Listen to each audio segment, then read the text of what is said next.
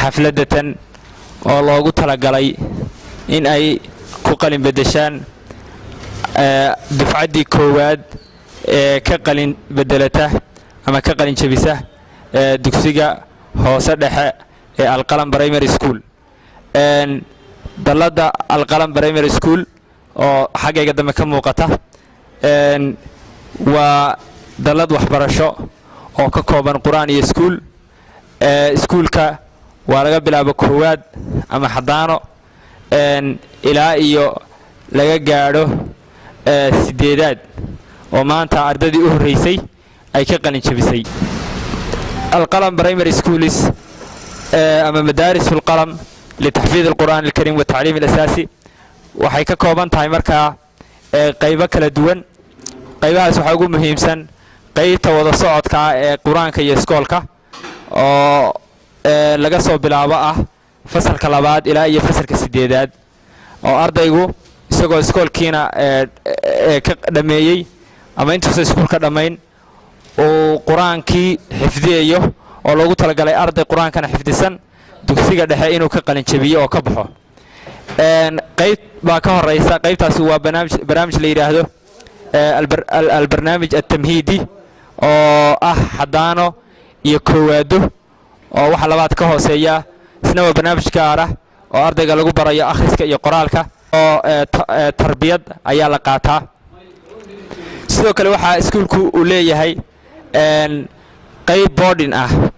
oo xarays oo loogu talagalay in ardayda dhammaantood hawshooda oo dhan la qaabilo oo deegaankii iyo waxbarashadii kala duwan iskool iyo quraan iyo diintii ama tarbiyadii kutubtii diinta ahayd maxfuudaad quraanka iyo ahadiista nabiga kaleey salaatu wasalaam iyo ducooyinka intaba ay ku diyaarsan yihiin qaybta xarayska ama boardingka iyaduna waa diyaarsan tahay oo madrasadu way leedahay qaybaha guud ahaan ay ka kooban tahay waa 4 dugsi hoose oo ku yaala bariga magaalada Laascaanood afarta dugsi hoose waa mid kasta wuxuu ka bilaabmaa koowaad ilaa iyo afraad ardayda waxaan leeyahay dardaarankaasina wuxuu yahay in marxalada ay ka gudbeen laakiinse waxbarashadii iyo aqoontii aysan inta ku idlaan qof kasta uu guntiga dhiishas kaga dhigo maadaama quraanka ay soo barateen soo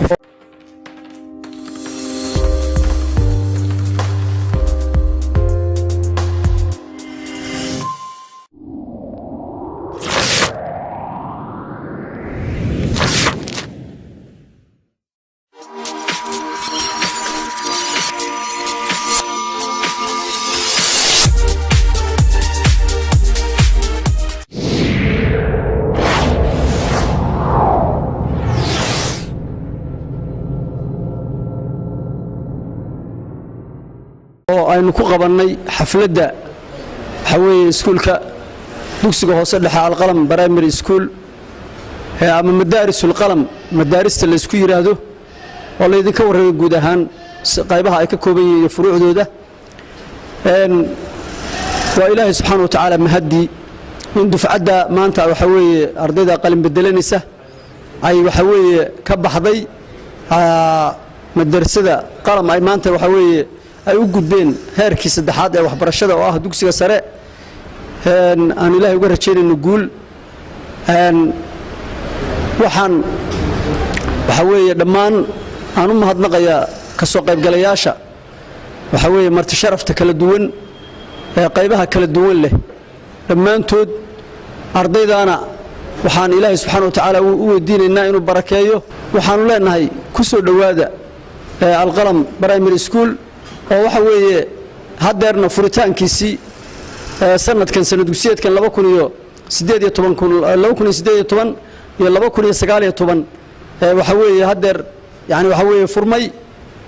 in lagu soo dhawaado ka soo qaybgalkiisa ka qalin jabisay madarisul qalam dugsiga hoose dhexe waxaan leeyahay hambalyo waxaad gaadheen hammi in badan aad sugayseen Ilaahay subhanahu wa ta'ala waxaan idinka baryanaa inuu idinku guuleeyo hamiyadiina inta ka sareey waxaan ma celinayaa madrasatu ama madaris darul qalam ha ahaato ardayda 14 ah oo ugu mudan in la sharfo ardayahay maanta waxaad soo gaadheen stage ama darajo heerkii hoose dhexe sare ayaa maanta u socotaan cilmigiina wax yar baad maanta ka iftiimiseen haddii la fiiriyo xagga cilmiga adduunka iyo isna saasuu qabaa cid kasta oo wax garanaysa waxay isku waafaqsan tahay in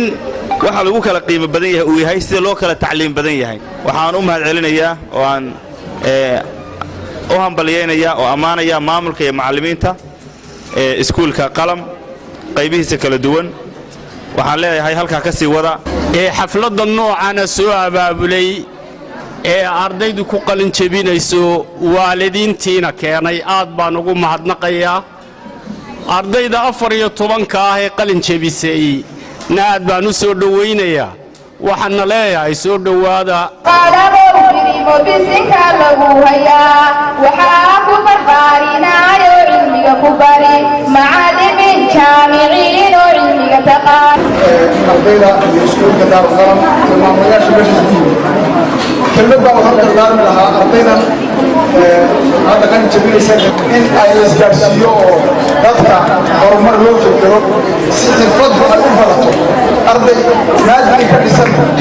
cilmiga ka garanaya laakiin aan ahayn xirfadle baa soo baxay waxaan mahad aan taa gaadhayn aan u celinayaa maamulka iskuulka alqalam ama iskuullada alqalam waxaan mahad gaara iyagana u celinayaa mas-uuliyiinta ka socota goobaha kala duwan ee waxbarasho ee